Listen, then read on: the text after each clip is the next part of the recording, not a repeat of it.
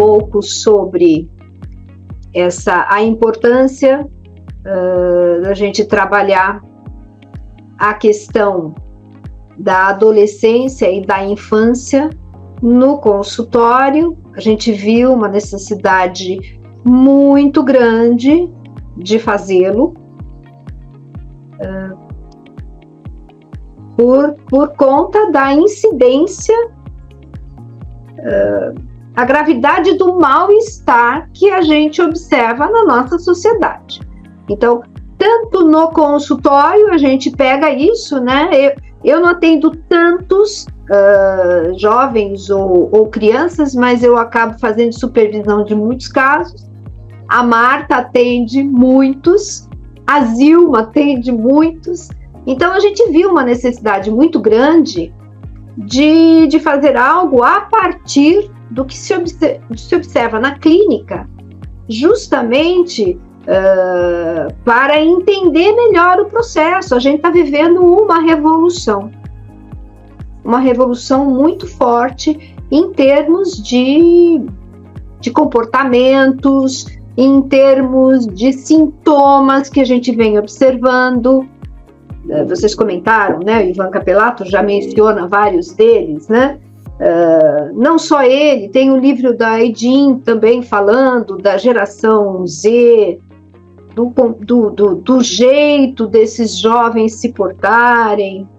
A gente tem acompanhado também as crianças, as patologias que estão aparecendo, que são patologias que destoam um pouco daquelas observadas à época do Freud.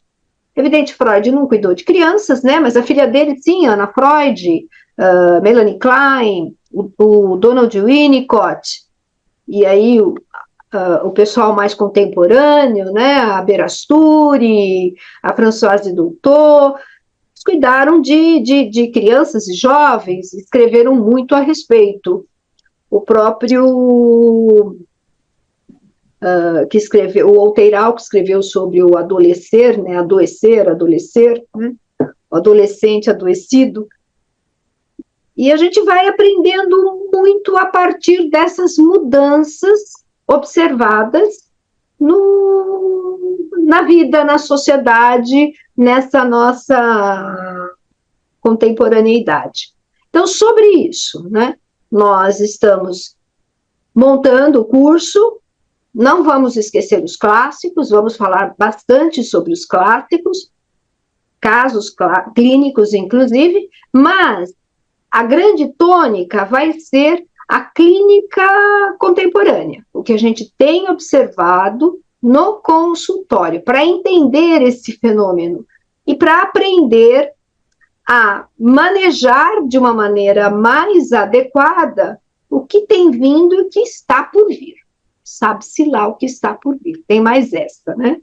Então, vou começar com a nossa quarta aula, que é sobre o mal-estar na adolescência.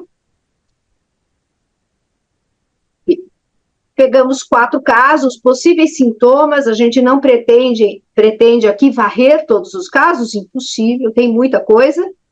Nós selecionamos alguns que têm algo em comum, que vocês vão observar que é justamente a questão da fase oral. É uma fase oral realmente comprometida. Uma fase oral, a fase onde adquire noções de segurança, né? Onde é tão importante a questão da segurança para as crianças. Vou pedir para vocês desligarem o microfone, tá? Tem o microfone aberto.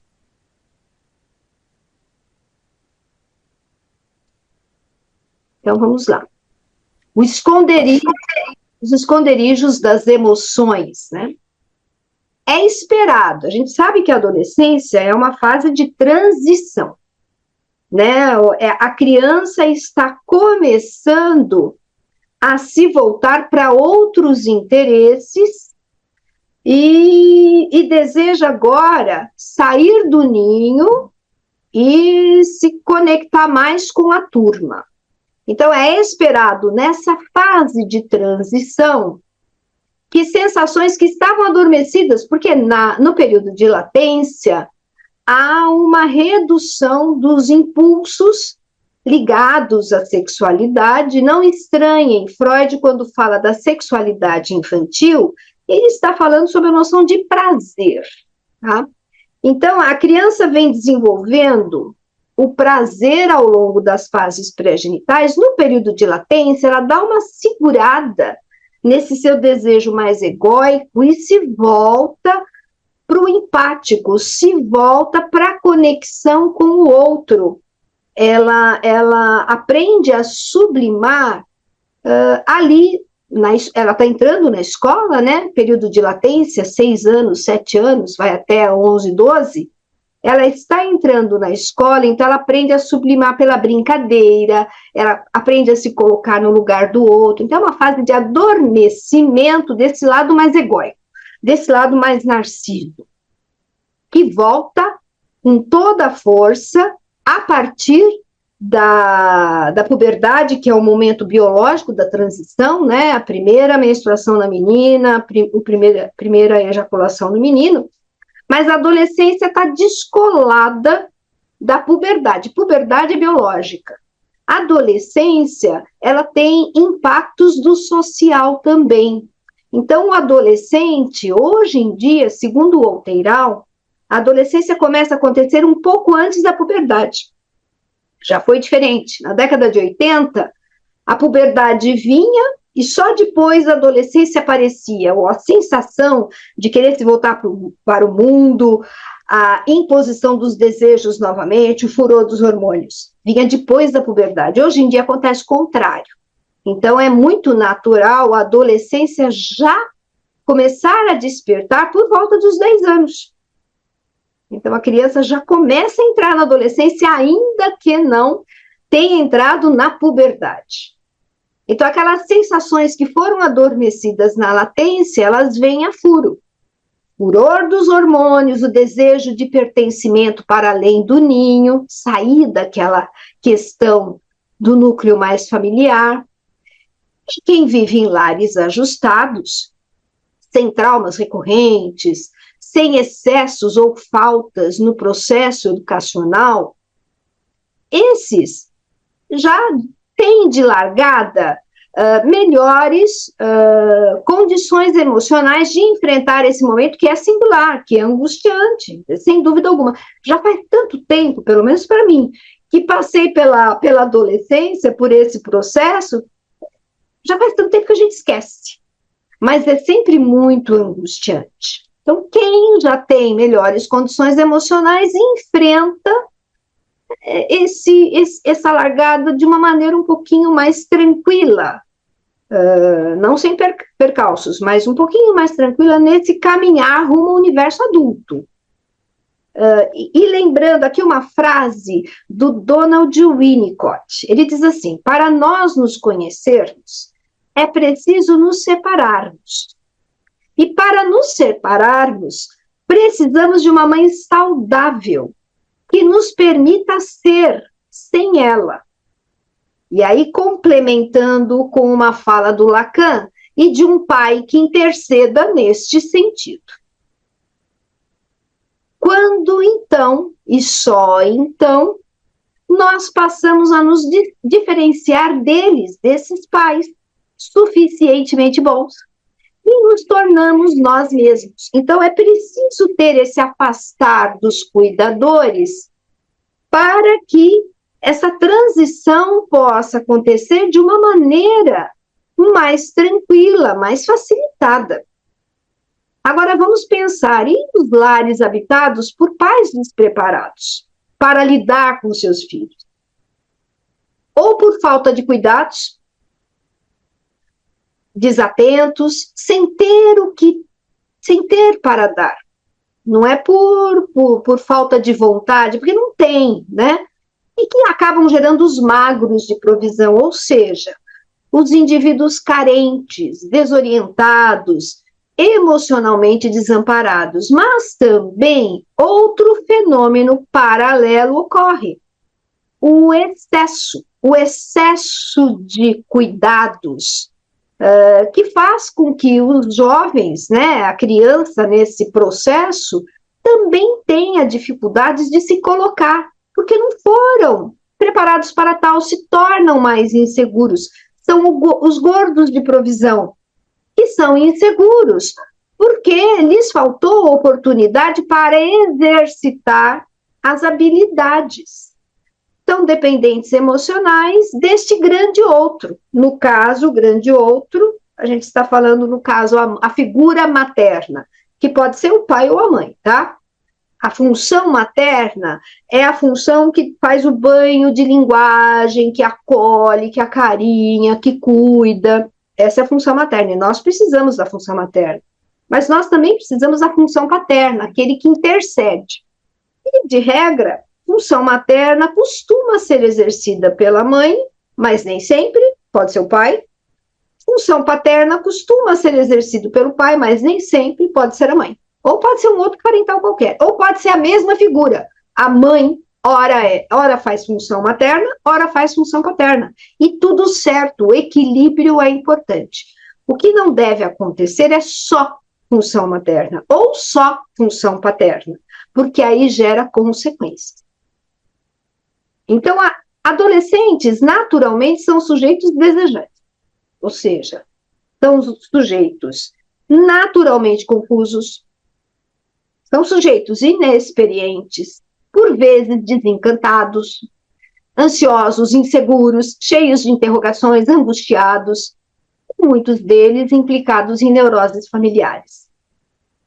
Então, cabe ao analista construir pontes, né? Achar um caminho de acesso nesse trabalho delicado.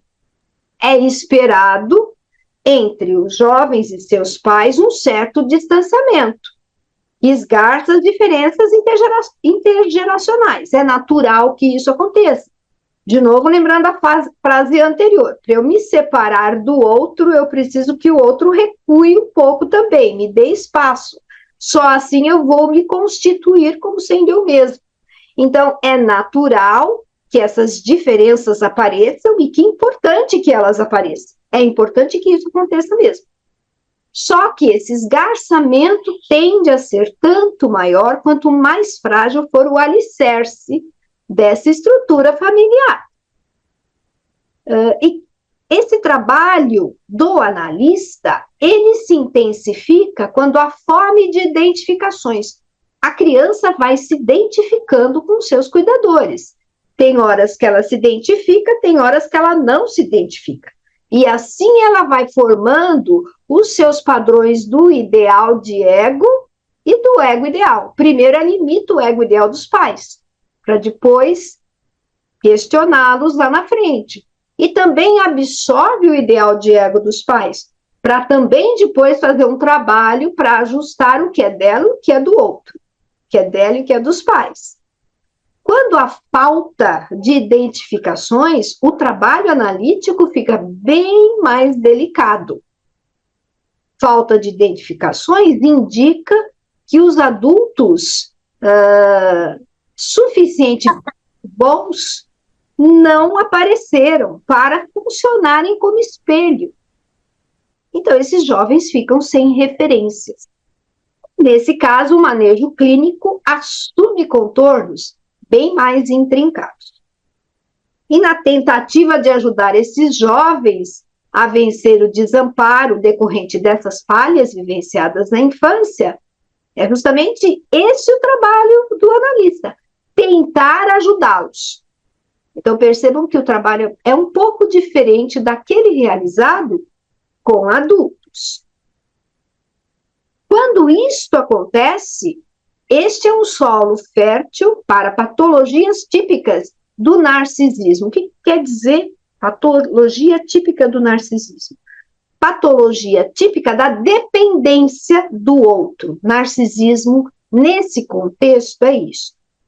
Um jovem, uma criança muito dependente da validação e da segurança do outro. Então, quais são as patologias típicas dessa dependência emocional? Por conta da dificuldade de identificação. As anorexias, a drogadição, a dependência de jogos em internet, as impulsões. A gente não usa o termo compulsão. Compulsão é algo egodistônico, desagradável ao ego. Quando a gente fala compulsão a compras, compulsão a comida, compulsão a jogos, não é compulsão porque não é desagradável, é agradável. É impulsão, as consequências são ruins, ok, mas é uma impulsão. Freud fazia essa diferenciação. Então, as impulsões de toda sorte, que são os vícios, né?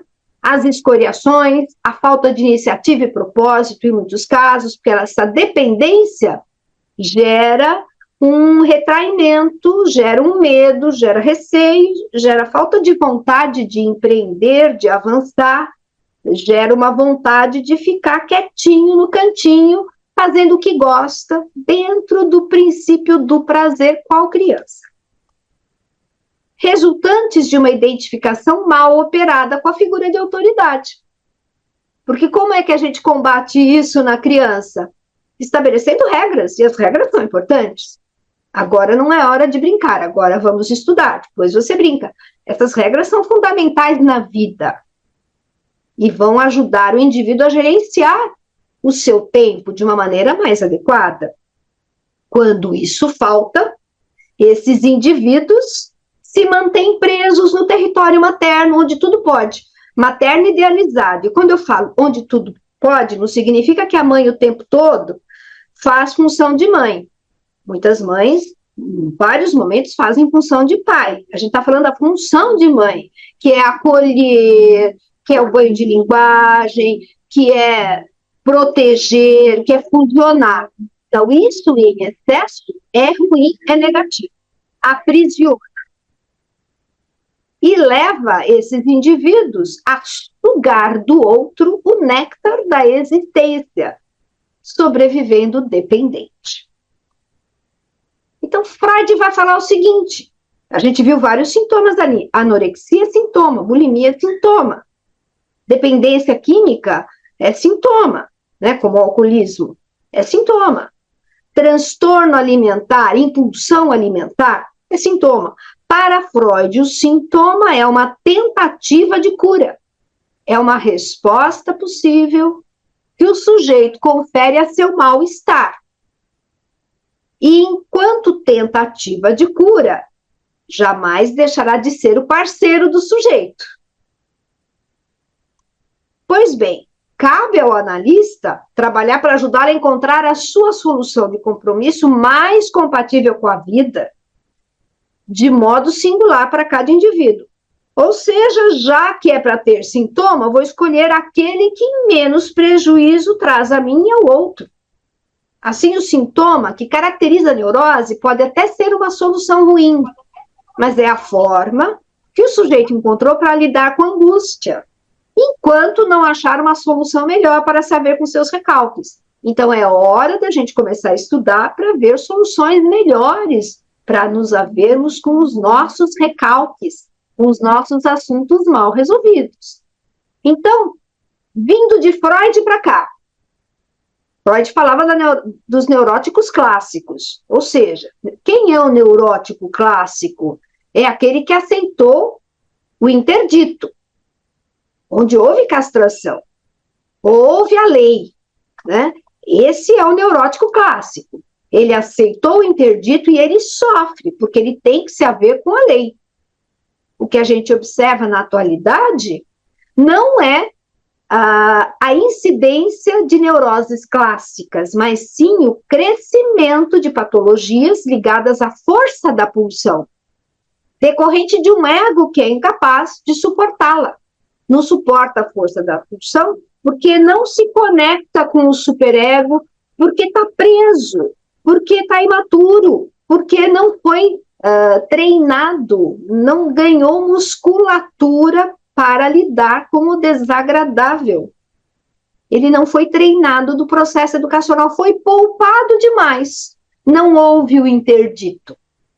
Então, uma parte dos jovens estão reféns desse imediatismo, né? Não aprendeu a lidar com as restrições, ou por abandono absoluto, e aqui é o caso dos jovens que não tem alguém que olhe por eles, e eles metem os pés pelas mãos e vão fazendo por conta as coisas, né? Uma boa parte da sociedade, né, dos abandonados que a gente observa, né, que não tem quem olhe por eles, vivem essa realidade, mas nós também, uma boa parte dos jovens abandonados pelo tudo pode. Isso também é uma espécie de abandono. O abandono do pode tudo. Se eu não estabeleço limites dentro de casa, esse meu filho não aprende a lidar com limites lá fora. E eu vou exigir que lá fora eles estabeleçam, eles consigam fazer com que meu filho entre na linha, sendo que eu não estabeleci isso dentro de casa. Como é que eu posso querer isso lá de fora? Ou pior, como é que eu posso imaginar que a sociedade acolha meu filho sem limites, porque afinal de contas, meu filho tem mais a que ser feliz. Esse discurso do tem mais a que ser feliz é complicadíssimo. Como é que a gente lida com uma sociedade inteira querendo ser feliz e dando-se o outro? Não existe sociedade sem regras. A gente precisa de regras para conviver. E aí o que acontece com esse jovem, ou pelo abandono absoluto, ou pelo abandono do pode tudo, ele permanece infantilizado na busca de soluções mágicas inadiáveis. E é o que a gente vai ver praticamente nos 4 casos, dos quais falaremos na sequência.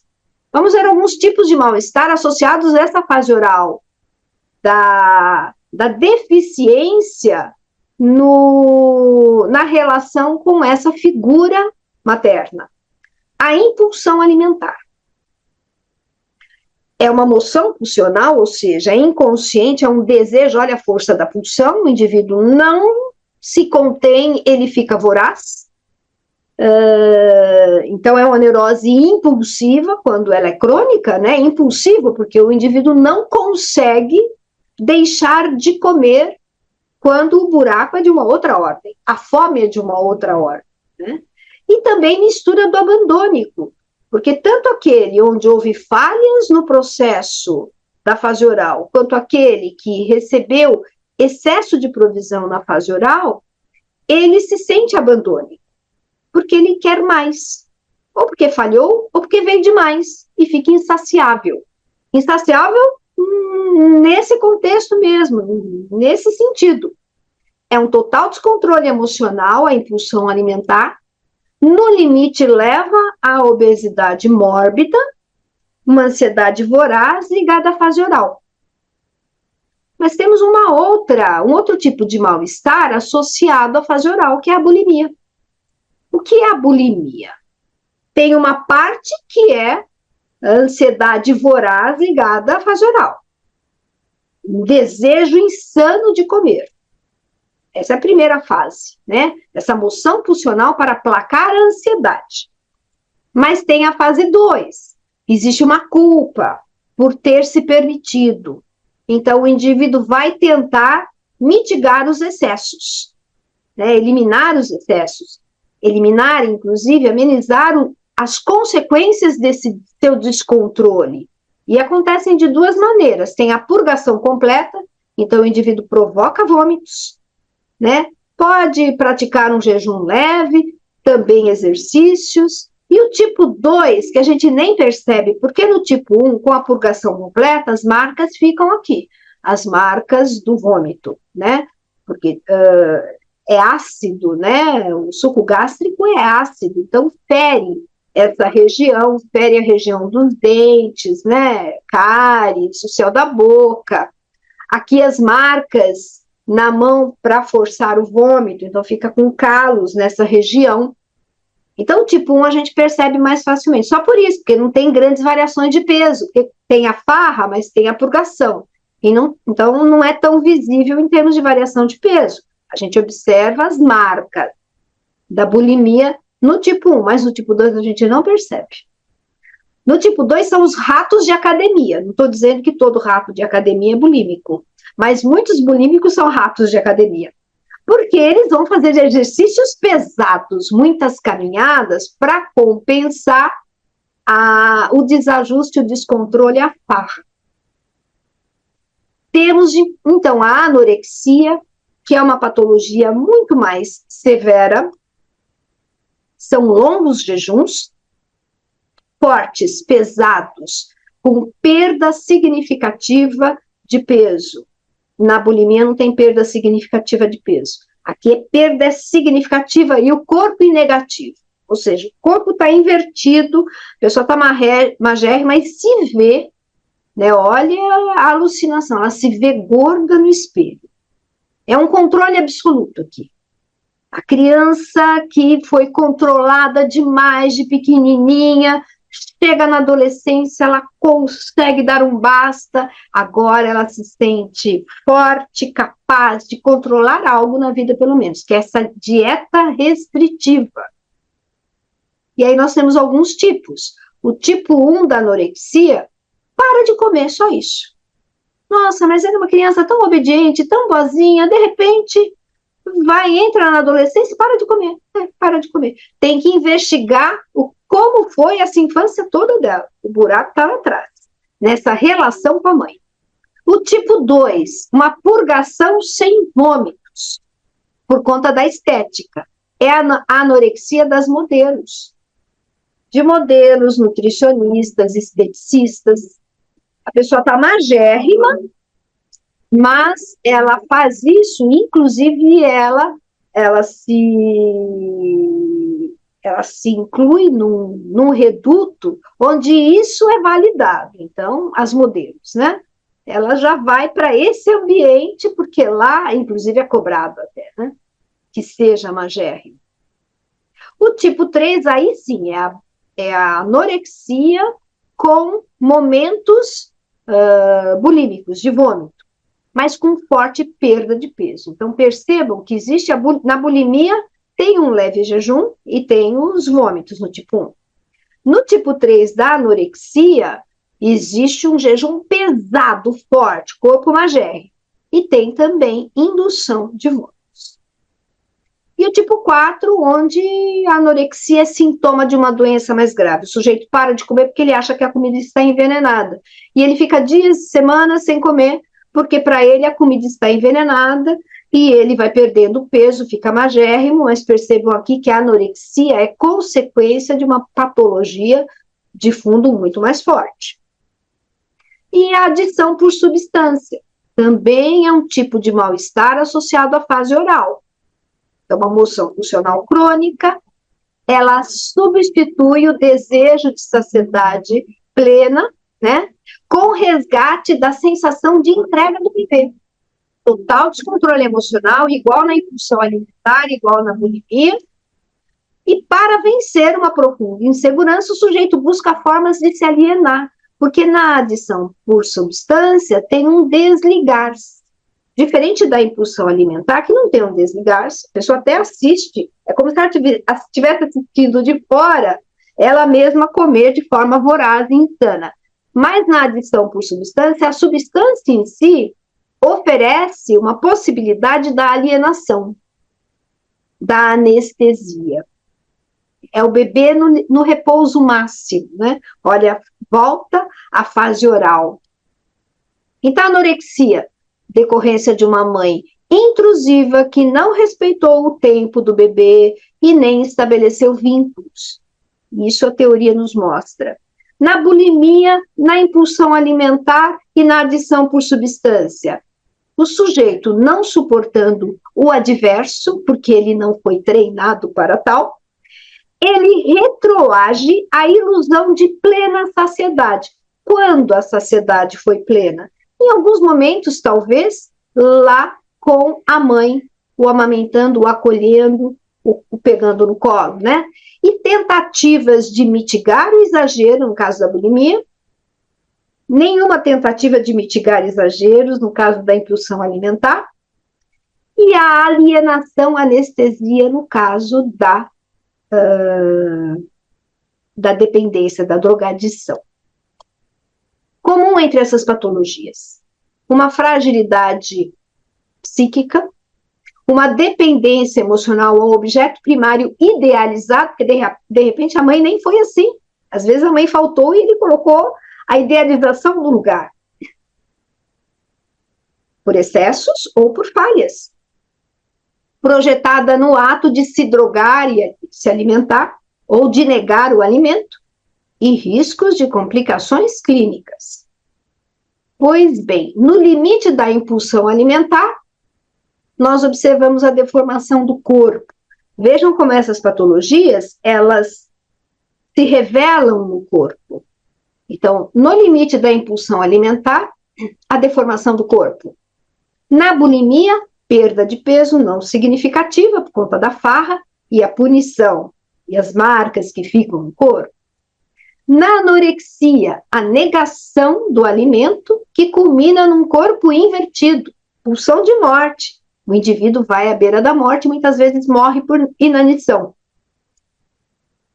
E na drogadição, a ilusão da anestesia do corpo que retira o sujeito do ar e da dor. Aqui só para fazer diferenciação entre a bulimia e a anorexia do tipo misto, que envolve também a purgação. Dentre os vários tipos de anorexia, falamos de pelo menos 4, né? Existe um deles que se associa com a bulimia. Mas neste caso, no caso da anorexia bulímica, a perda de peso é substancial, porque essa é a grande característica da anorexia. A perda significativa de peso. Vejam essa imagem, uma imagem muito comum para quem é anoréxico. Há uma marca evidente da privação associada à pulsão de morte, com riscos maiores de comprometimento da saúde, sem dúvida, um desequilíbrio total, tanto do corpo emocional, né, o psíquico, quanto do corpo físico. Há um desequilíbrio geral, tanto que o tratamento é multidisciplinar, não tem jeito. Outros profissionais entram para tratar do anoréxico. Eu digo anoréxico porque, apesar da grande maioria serem mulheres, já tem uns 10% aí desse universo que começa a representar os homens, né? 10% do grupo de anoréxicos já são os homens. Na bulimia, o jogo entre compulsão e purgação, ele não evidencia flutuações significativas de peso. Como tem a farra, a purgação não é suficiente para deixar a pessoa magérrima. Talvez mantenha o peso. Às vezes até o peso fica mais acentuado. Então, na bulimia nervosa, aqui do lado, peso normal ou sobrepeso. Na anorexia intensa, perda de peso.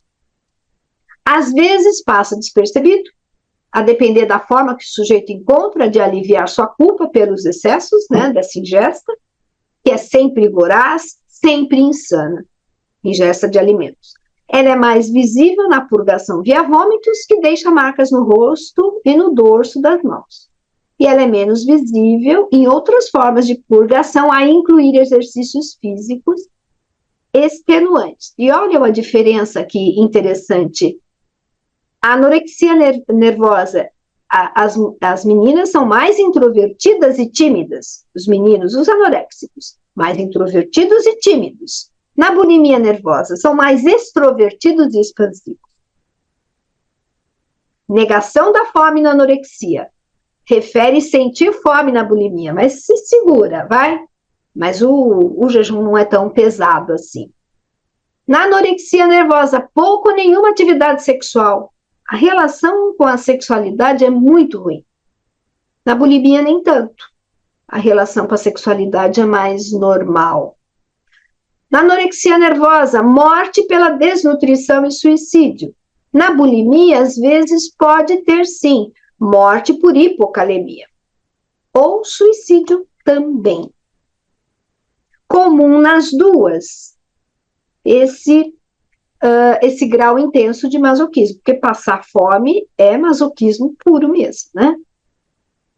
E sobre o alcoolismo e outras substâncias viciantes.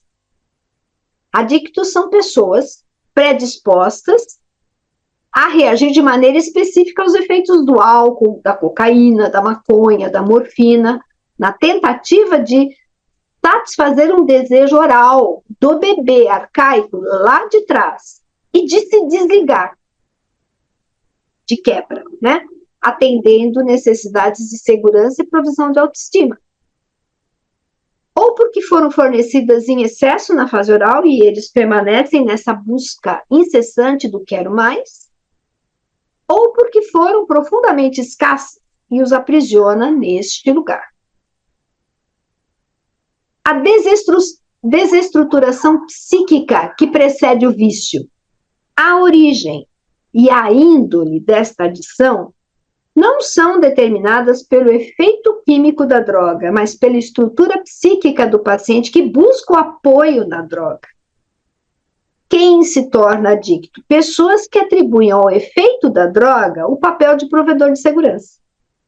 Por essa urgência, por essa esperança, por acreditar que a droga vai conseguir tamponar um buraco que é de outra ordem. Então, a busca do princípio do prazer e uma ausência do princípio de realidade. Por quê? Por conta da falta dos limites. Na busca via entorpecimento de sensações arcaicas, em algum momento experimentadas por aquele bebê, que saciado ou extenuado, porque não veio nada, desligava-se do mundo e adormecia. É um desejo de voltar para este lugar, do torpor, do adormecimento. Considerações finais para a gente entrar nos casos clínicos, então. Dada a forma de educação adotada nos tempos atuais, com excesso de indulgência, e cobre um pouco a culpa desses cuidadores por não estarem tão disponíveis na convivência com os filhos, são muitas demandas, muitas ocupações, o trabalho, enfim, ou também decorrente daquela ilusão de que limites é algo ultrapassado. Olha que insano, né? Quando, na verdade, a gente precisa dos limites. Observa-se redução do número de casos de neuroses típicas, neuroses mais egodistônicas, clássicas, do início do século passado, muito punitivas, as histerias, as neuroses obsessivo-compulsivas, que eram decorrentes do interdito, da tirania do cuidador, das imposições, limites, que recebe o nome de castração, e o aumento destas novas patologias entre jovens com características narcísicas, ou seja, um superego que não foi construído de maneira estruturante, um ego frágil porque não ganhou musculatura em função de interditos que não ocorreram no lar, que leva o sujeito a um imediatismo, uma ansiedade voraz, refém das pulsões. De quais patologias estamos falando? Das bulimias, das anorexias, das adições, diversas, né? As drogas, os jogos, as compras, hiperexposição às mídias sociais. Falamos também das perversões sadomasoquistas, né? Que são as escoriações, as automutilações, as psicopatias, que o Ivan Capelato chama de psicopatologias de contato, que é o abuso, o assédio, a inveja, a sedução, a sedição, e de psicoses, inclusive. Fragilidade a qual o ego fica exposto. Olha o risco de ir para uma esquizofrenia. Onde a adesão ao tratamento é delicada, porque implica em conduzi-los, esses indivíduos, em direção ao ego-realidade, tirando-os do prazer, da regência do ego-prazer. E, por vezes, muitas vezes, precisamos, inclusive, convencer os seus cuidadores sobre a importância dos limites e da frustração. Terminando, a psicanalista Tânia Coelho, que é da Universidade do Rio de Janeiro, ela diferencia neurose decorrente da castração, que são essas neuroses mais antigas, né, postuladas por Freud ali, egodistônicas, né, daquela que decorre da força da pulsão, quando a pulsão resta indomável e o ego é incapaz de suportar a pressão. E aí surgem os sintomas das patologias da modernidade. E enquadra nesta última categoria, então, as neuroses decorrentes da força da pulsão, as adições, as anorexias, as bulimias, o fracasso escolar, as escoriações típicas da pós-modernidade.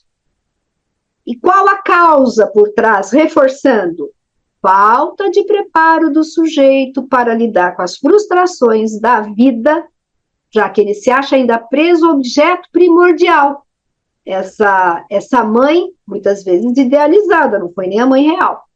Ele não avança para o sinal de angústia. Quando se dá o sinal de angústia? Quando o ego aprende a usar a razão para suportar o desagradável. Mas para eu usar a razão diante do desagradável para suportá-lo, alguém precisa me ensinar a fazer. Como é que eu faço isso? Quando alguém me dá limite. Algo que só ocorre se esse indivíduo for submetido a restrições. Se não houver restrição, esse ego não aprende a usar a razão. Aí ele fica preso na angústia automática, fica refém da angústia automática, permanece frágil. Sem esta capacidade de ir para o sinal de angústia, ele se torna vulnerável à pressão dessas pulsões. Para a Tânia Coelho, uma espécie de psicose ordinária. Olha o nome que ela dá a essas patologias. E complementa. Uma análise não lida apenas com o dar sentido ao recalcado, porque nem todos sofrem apenas de recalques, né? As neuroses hoje não são necessariamente decorrentes de recalques mais. São neuroses novas, modernas, decorrentes da força da pulsão, ocasionadas por um superego que não é estruturante e que leva o sujeito a se prejudicar, decorrente do não interdito, que é um curioso fenômeno da civilização que estamos vivendo hoje.